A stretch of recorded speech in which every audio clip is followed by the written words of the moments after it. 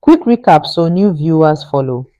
In part 4, Peter said the Atlanta property was listed without his consent and he was given documents to sign away his share, something he linked to the tension that led to the 2017 breakup letter. Jude Okoye has not done a detailed reply.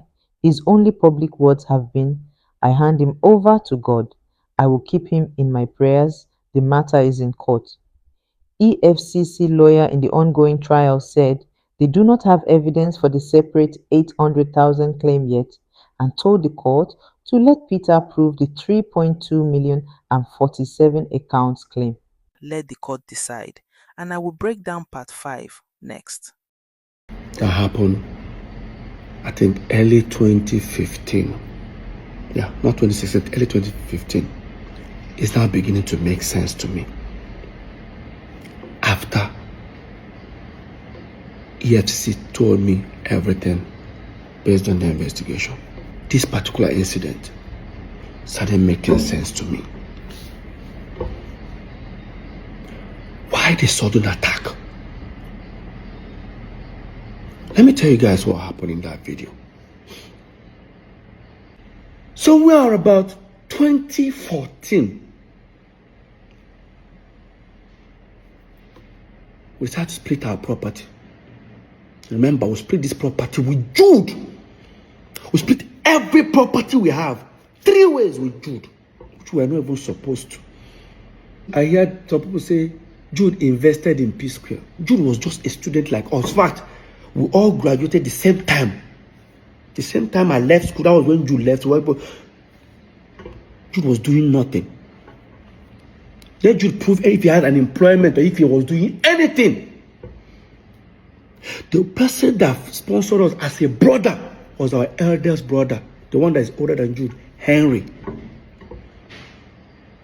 I don't want to tell you guys what he's going through today because of St. Jude.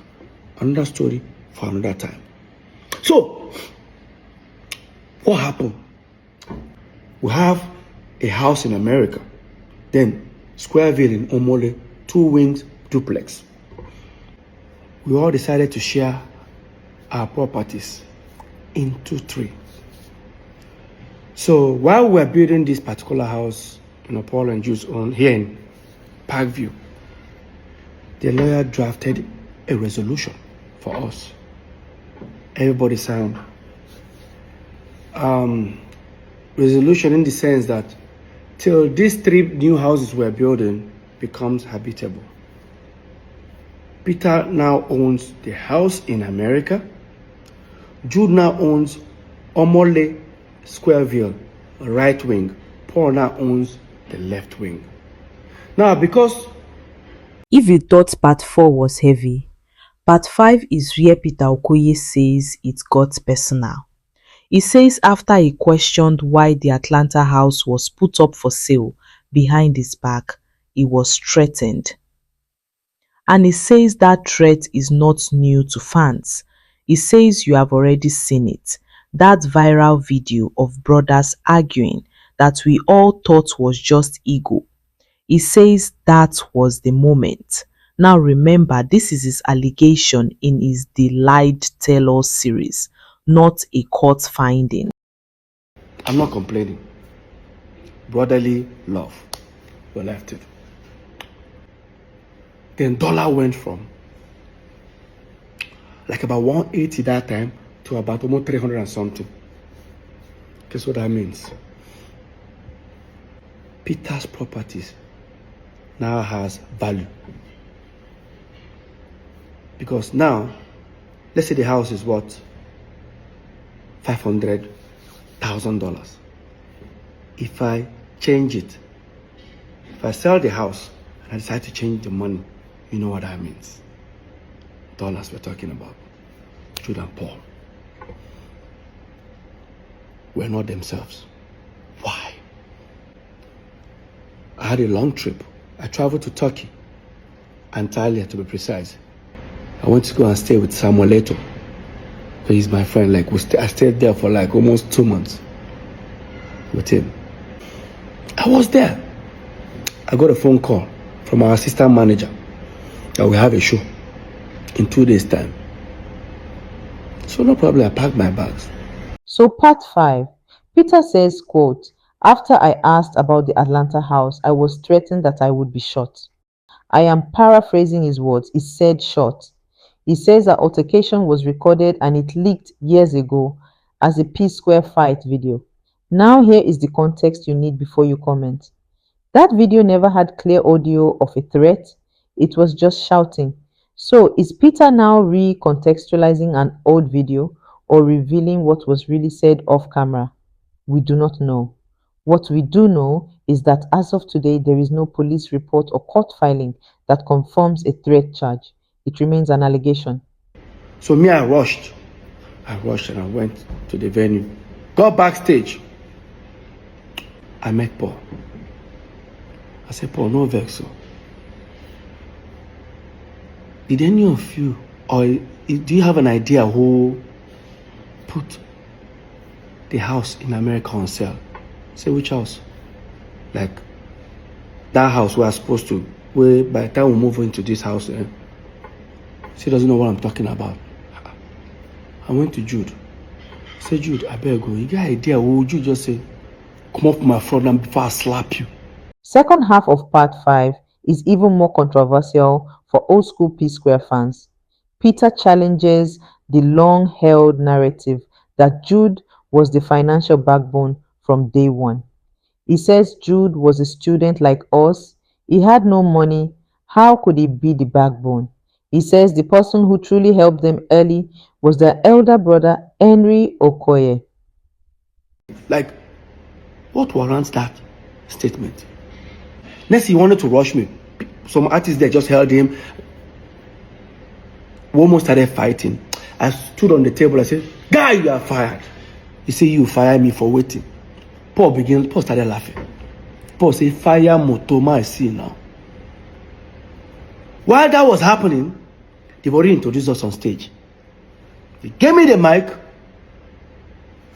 Some of my friends said, Peter, just go on stage. Like some of the band members, Peter just holding the mic, I dropped the mic and left. I left that venue. Yes. Now, people who followed P-Square since early 2000s remember Jude as manager and Mr. P as producer. But Peter is trying to correct the history. He is saying the family support came from Henry, not from Jude's pocket. Jude has never claimed he funded them with millions at university. He has always said he was manager. So this part is about a legacy. Who gets credit for building P-Square? If you are Team Jude, you will say manager does not mean financier. If you are Team Peter, you will say thank you to Henry for finally getting his flowers. On Instagram, a picture that Jude is sitting down, I on the left side, Paul on the side. I know that popular picture. Paul cut me off and replaced me with a recording studio. Started writing things about family. Look at it, guys, look at it.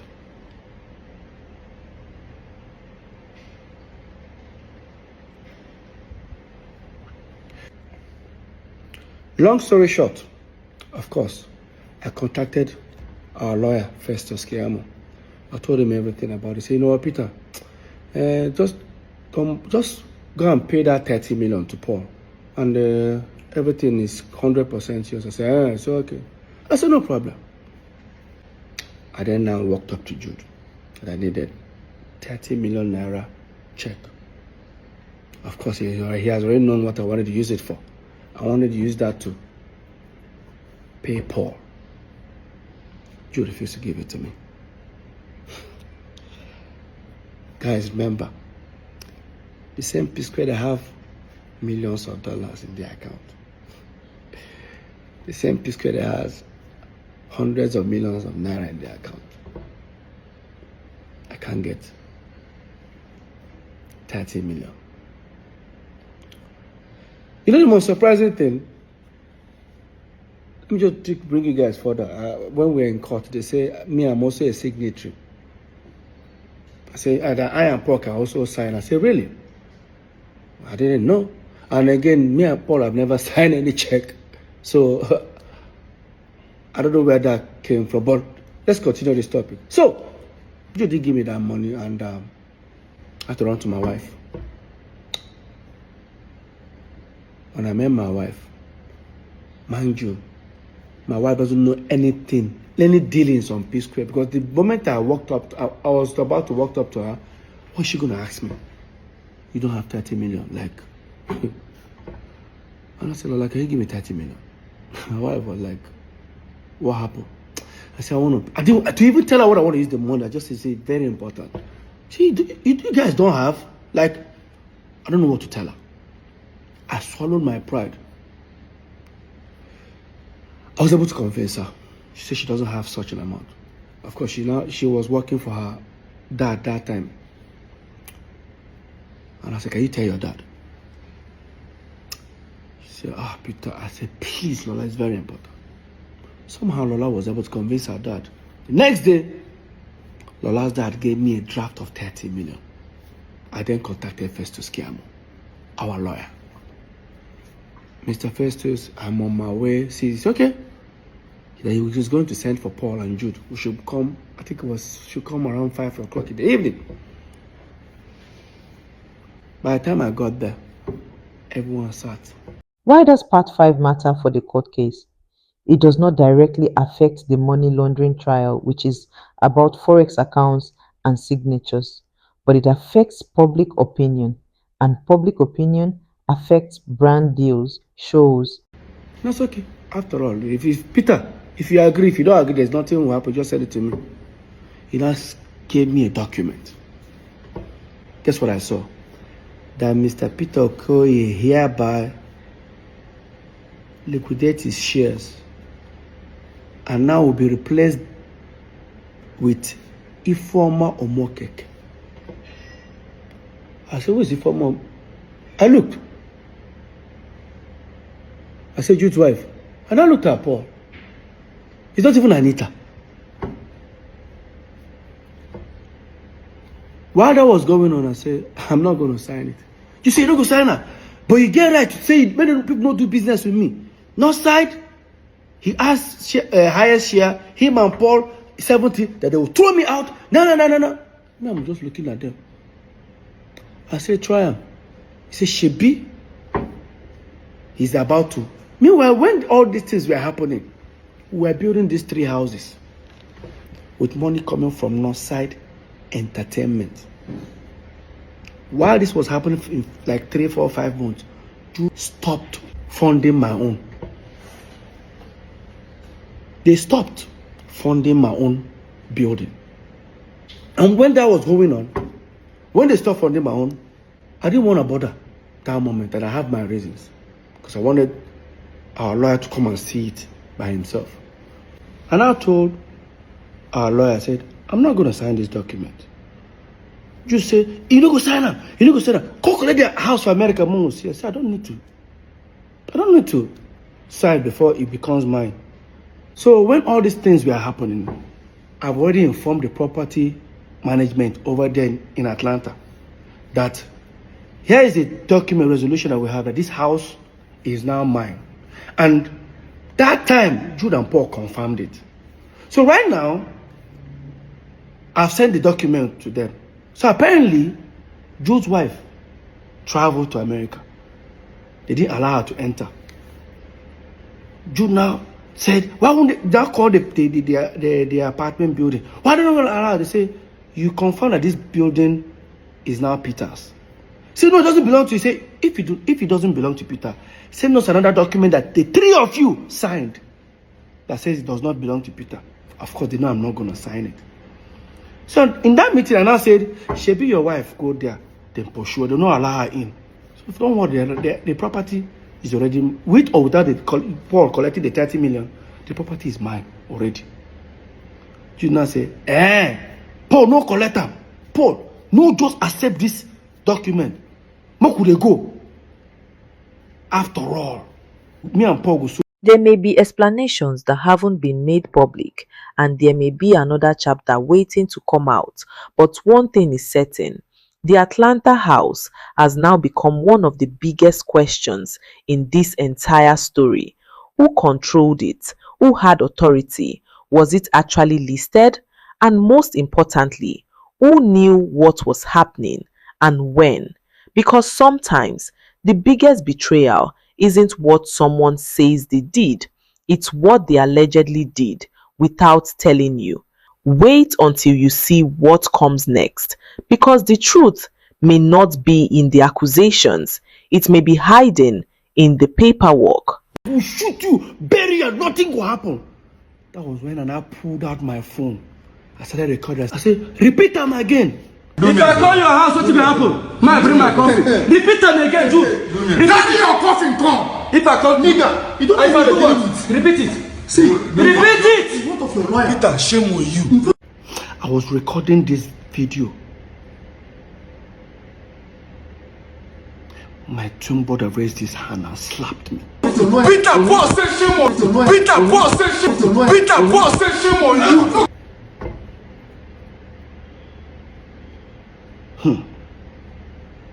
Now, because I've recorded the video, I left that meeting because it was on the mainland. I head to the island and I sent the video to Festus Kiamu, our lawyer. By the time I was heading almost towards after the bridge, he now called me and said, just turn back, come and carry your document. You know why? Apparently, the lawyer must have told him, Jude, Peter has so many evidence of you threatening to shoot him or kill him. Now he has recorded you. If this case really starts, I will not be any of you guys' lawyers. You guys are going to sort it out yourself. That's how I turned back. They gave me the property document in the United States of America, Atlanta. That was what happened in that video. The Atlanta house mystery. So now we get to the part of this story that raises even more questions. Because after everything Peter has already said about the company, the bank account, and what he describes as a betrayal between people who were supposed to be partners, there is another question that refuses to go away. What is happening with the Atlanta house? And more importantly, was someone trying to make a move behind the scenes? Now, before we go any further, let's be clear. What we are discussing here involves claims and allegations presented in the story. We are not declaring that anyone secretly sold or listed a property as a proven fact. But the reason this part is so interesting is because of the questions surrounding the property. Think about what Peter has already claimed. He says he went to obtain a statement connected to Northside Entertainment Ltd, the company he says he jointly owned with his brother. And according to his account, he discovered that he was no longer a signatory on the bank account. That discovery by itself would be serious enough, but then comes the bigger question. If one person can allegedly be removed from control of a business account without knowing about it, what else could be happening behind closed doors? And that is where the Atlanta property becomes such an important part of the conversation. Because when a major property enters a dispute involving business partners, ownership, money, and trust, every document matters, every signature matters, every transaction matters, and every person involved suddenly has questions to answer. Was the property actually being prepared for sale? Was there simply a misunderstanding about the listing? Was somebody acting with authority they believed they had? Or is there another side to this story that the public has not yet heard? Those are the questions viewers are left asking. And here is where things become even more interesting. Imagine discovering that something connected to your business or shared assets appears to be changing while you are allegedly not fully aware of what is happening. What would your first reaction be? Would you immediately confront the other person? Would you call the bank? Would you contact an attorney?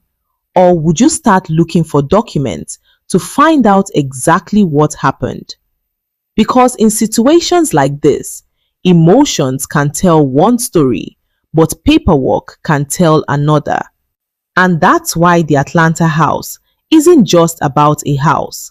It represents something much bigger: trust, ownership, control, and ultimately, who had the right to make decisions.